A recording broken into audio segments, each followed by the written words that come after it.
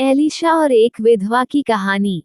नबी Elisha और विधवा के तेल की कहानी 2 राजा 4:1-7 में लिखित है। भविष्यद्वक्ताओं के चेलों की पत्नियों में से एक स्त्री ने एलीशा की दुहाई देकर कहा, तेरा दास मेरा पति मर गया, और तू जानता है कि वो यहोवा का भय मानने वाला था, और जिसका वह कर्जदार था वह आया है कि मेरे दोनों पुत्रों को अपने दास बनाने के लिए ले जाए। एलीशा ने उससे पूछा, मैं तेरे लिए क्या करूं? मुझसे कह कि तेरे घर में क्या है? उसने कहा, तेरी दासी के घर में एक हांडी तेल को छोड़ और कुछ नहीं है। उसने कहा, तू बाहर जाकर अपनी सब पड़ोसियों खाली बर्तन मांग ले आ, और थोड़े बर्तन न लाना। फिर तू अपने बेटों समेत अपने घर में जा, और द्वार बंद करके उन सब बर्तनों में तेल उंडेल देना, और जो भर जाए उन्हें अलग रखना। तब वो उसके पास से चली गई, और अपने बेटों समेत अपने घर जाकर द्वार बंद किया। तब वे तो उसके पास बर्तन लाते गए और वह उंडेलती गई। जब बर्तन भर गए, तब उसने अपने बेटे से कहा, मेरे पास एक और भी ले आ। उसने उससे कहा, और बर्तन तो नहीं रहा। तब तेल थम गया। तब उसने जाकर परमेश्वर के भक्त को ये बता दिया, और उसने कहा, जा तेल बेचकर ऋण भर दे, और जो रह जाए उससे तू अपने पुत्रों सहित अपना निर्वाह करना। बाइबल हमें बताती है कि भविष्यद्वक्ताओं के चेलों की पत्नियों की एक स्त्री थी जो वित्तीय परेशानी में थी। उसने एलीशा से कहा, तेरा दास मेरा पति मर गया, और तू जानता है कि वो यहोवा का भय मानने वाला था, और जिसका वह कर्जदार था वह आया है कि मेरे दोनों पुत्रों को अपने दास बनाने के लिए ले जाए। उद्धरण चिन्ह। मूसा की व्यवस्था ने दासत्व को कर्ज चुकाने की अनुमति दी। एक व्यक्ति जो अपने ऋण का भुगतान करने में सक्षम नहीं है, वो खुद को या अपने बेटों को दास के रूप में नहीं बल्कि किराए के नौकर के रूप में सेवा प्रदान करेगा। बेटे केवल जुबली के वर्ष। लेव्यावस्था 25, 39, 42। फिर यदि तेरा कोई भाई बंधु तेरे सामने कंगाल होकर अपने आप को तेरे हाथ बेच डाले, तो उससे दास के समान सेवा न करवाना। वह तेरे संग मजदूर या यात्री के समान रहे, और जुबली के वर्ष तक तेरे संग रहकर सेवा करता रहे। तब वो बाल बच्चों समेत तेरे पास से निकल जाए, और अपने कुटुंब में और अपने पितरों की निज भूमि में लौट जाए।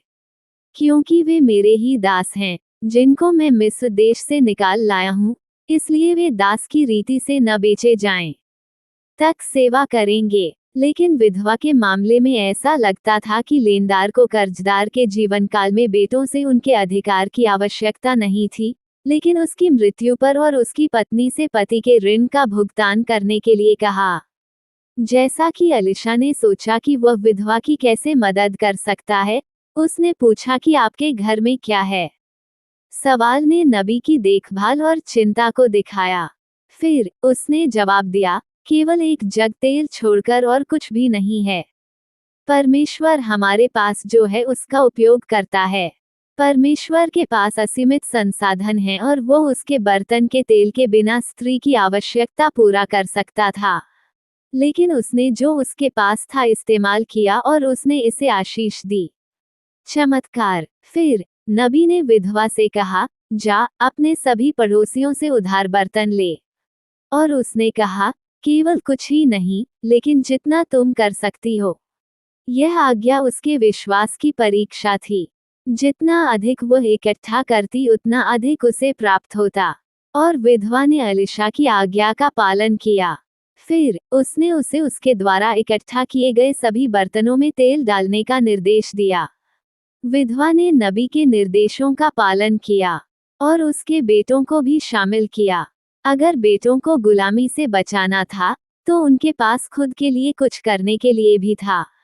उसके विश्वास और आज्ञाकारिता ने उसके बेटों में विश्वास और आज्ञाकारिता उत्पन्न की।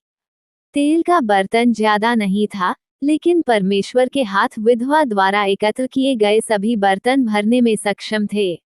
अब जब आखिरी बर्तन भर गया, तो तेल खत्म हो गया। परमेश्वर अब नहीं दे सकता जब मनुष्य प्राप्त करने के लिए तैयार नहीं है। स्त्री ने दिया। फिर वह आई और एलीशा को बताया। उसने उससे कहा, और उसने कहा, जा तेल बेचकर ऋण भर दे, और जो रह जाए उससे तू अपने पुत्रों सहित अपना निर्वाह करना। और इस प्रकार परमेश्वर ने उसकी सभी आवश्यकताओं का पूरा किया। इसी तरह हमारी प्रतिभाएं बहुत सारी नहीं हो सकती, लेकिन ईश्वर को जो भी उन्हें अर्पित करता है वह उसका उपयोग और बढ़ा सकता है। विधवा ने परमेश्वर से और अधिक प्राप्त किया जितना उसने मांगा था। उसका अनुरोध केवल ये था कि उसके बेटों को सेवा भाव से जीवन दिया जाए। लेकिन परमेश्वर ने अपने बच्चों को बचाया और उनकी सभी जरूरतों के लिए आपूर्ति की। इस प्रकार परमेश्वर पुरुषों से जितना मांगते हैं उससे कहीं अधिक आशीष देते हैं। इफिसियों 3:20। अब जो ऐसा सामर्थी है कि हमारी विनती और समझ से कहीं अधिक काम कर सकता है, उस सामर्थ के अनुसार जो हम में कार्य करता है।